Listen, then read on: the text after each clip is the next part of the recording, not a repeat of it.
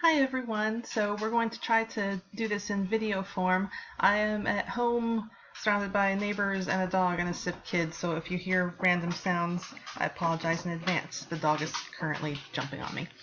Okay, so we're going to talk about memory today, and one of the things I want to emphasize is just how flawed, not perfect, our memory is.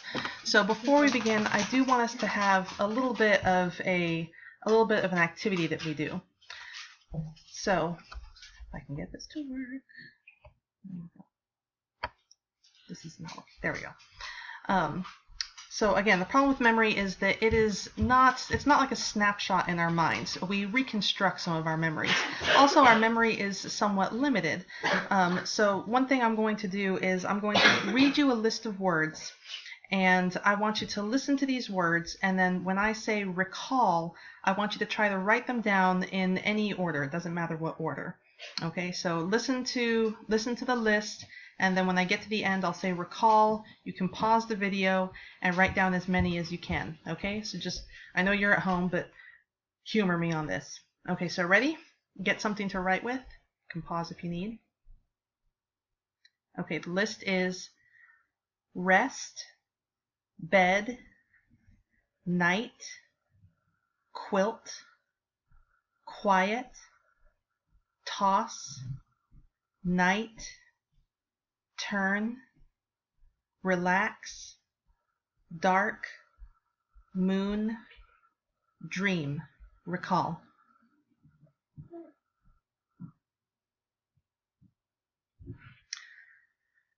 Okay, so pause if you need to, but going through the list, so to hear that again, you can see how many you got correct.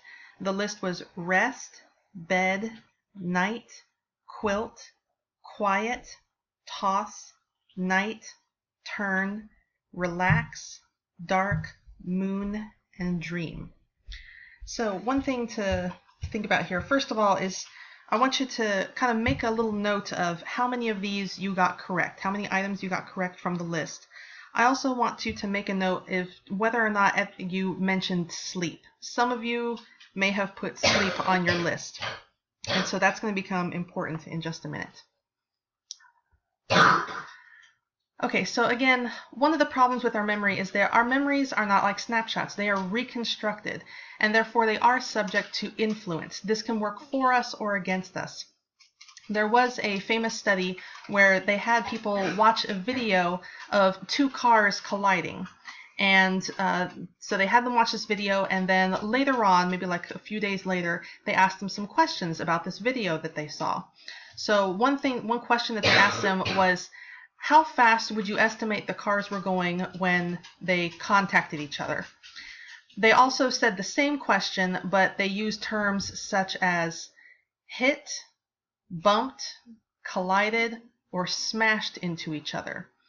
So when you had more neutral terms, so if you asked them how fast would you estimate they were going when they contacted each other, people estimated about 32 miles per hour. But if you used more charged terminology like smashed, they estimated it as going closer to 41, so almost 10 miles faster. They also asked them, was there any broken glass? And when you used more neutral terminology, people were more likely to correctly remember that no, there was no broken glass in the video. By comparison, almost twice as many people who were asked if they smashed into each other recalled that yes, they had seen broken glass, when in fact there was no broken glass. So our memories are, they are fallible. And so if you were one of the people who wrote sleep in here, it's probably because all these words that had to do with sleep, there's a context surrounding it. So even if you weren't sure whether or not you actually heard it, you kind of assumed that it might have been in there, and so you might have written that down. So sometimes it can be just a little thing like that, not anything major, but it can have real world consequences.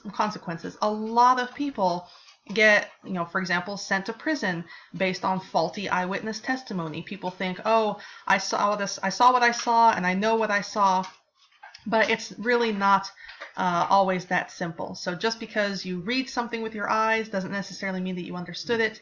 Doesn't mean that you'll remember it accurately, and just because you think you saw something that you necessarily remember it correctly.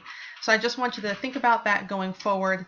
I am going to pause periodically. Well, I'm going to stop these videos periodically because I have the free account, and so it has a limited amount of recording time that I can use.